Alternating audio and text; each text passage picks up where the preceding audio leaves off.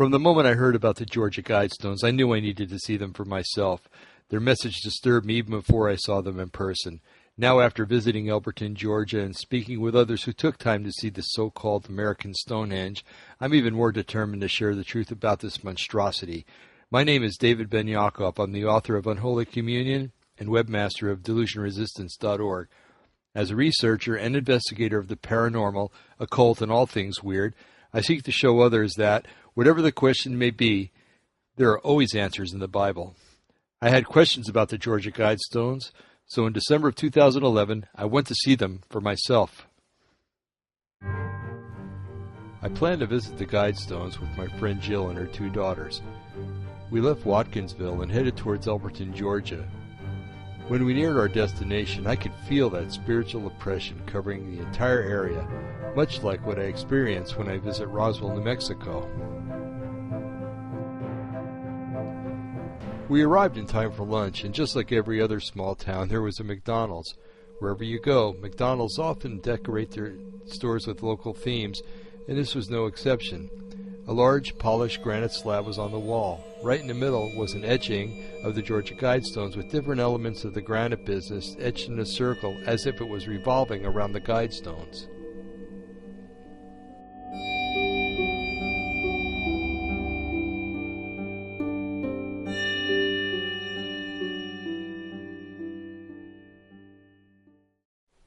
The next stop, the Elberton Granite Museum and Exhibit. The sign made it hard to miss, and as we pulled into the parking lot, I noticed right away there was an obelisk. They called it a spire, but I know that obelisks are usually associated with Masonic interest.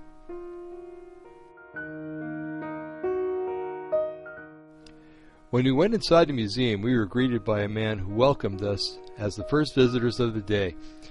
He asked us to sign a register, then repeatedly told us that we had to watch an 11-minute movie before we could tour the museum.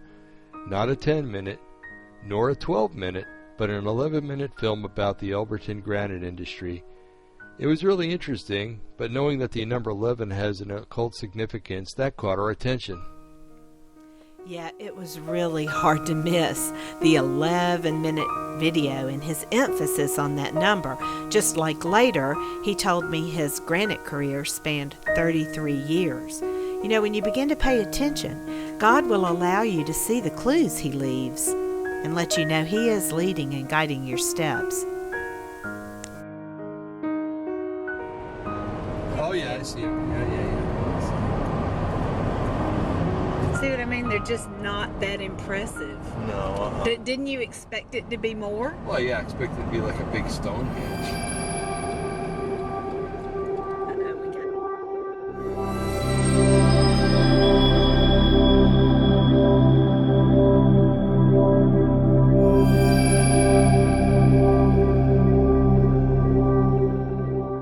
The Georgia Guidestones are basically just a miniature of the Stonehenge over in England.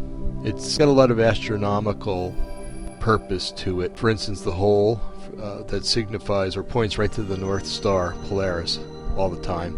The hole in the gnome stone to mark the winter and the summer solstices. And this all gets back to the worship of the sun and the moon, which had its origins with the worship of Osiris, and before that the worship of Nimrod as the sun that would die and be reborn again. So this was all a counterfeit pre-type of what we would see later on being the true sun that came down, died and was resurrected, and lives forevermore.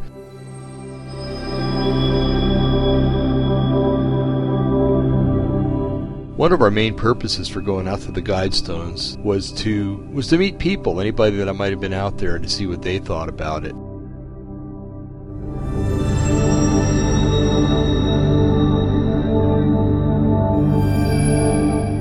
I was, however, interested in all the languages that were written on it, and those languages included 4 archaic languages that are on it: Sanskrit, Babylonian cuneiform, Egyptian hieroglyphics, and classical Greek. And I thought to myself, that's kind of interesting. Why would they put those up there? Those are dead languages, basically. Unless they're thinking about reintroducing those languages or a combination of those languages someday.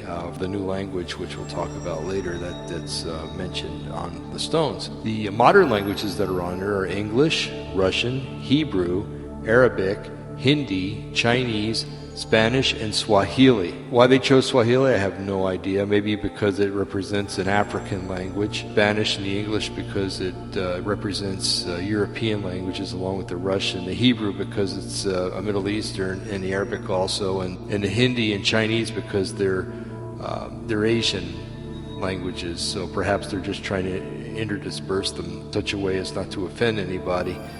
Because remember, the whole thing about the New World Order and the New Age is political correctness, so that I can see that being the case.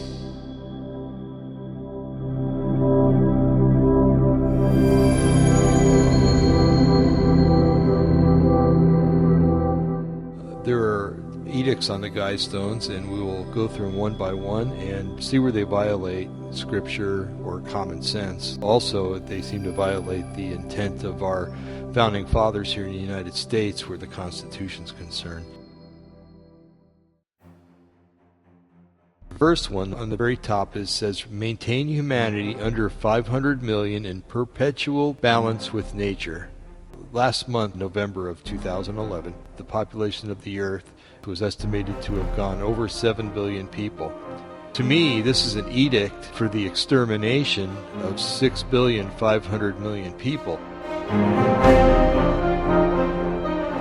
See, the second one is to guide reproduction wisely, improving fitness and diversity. Well, I'll tell you what, if you lived back in Germany in the 1930s, you would have heard the same thing. There were race laws in Germany back in the 1930s where they were trying to perfect the master race. They killed babies that might have had any birth defects. They killed the mentally retarded, homosexuals, anybody that didn't fit into their mode of what they thought was normal. They killed.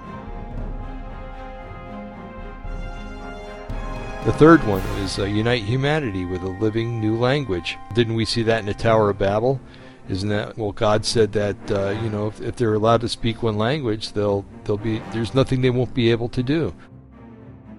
Rule passion, faith, tradition, and all things with tempered reason. Ruling passion, how can you rule passion?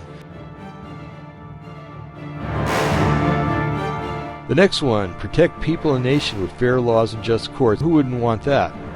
Who's going to dictate what's fair? Is saying that the laws we have now that are based on the Ten Commandments are unjust.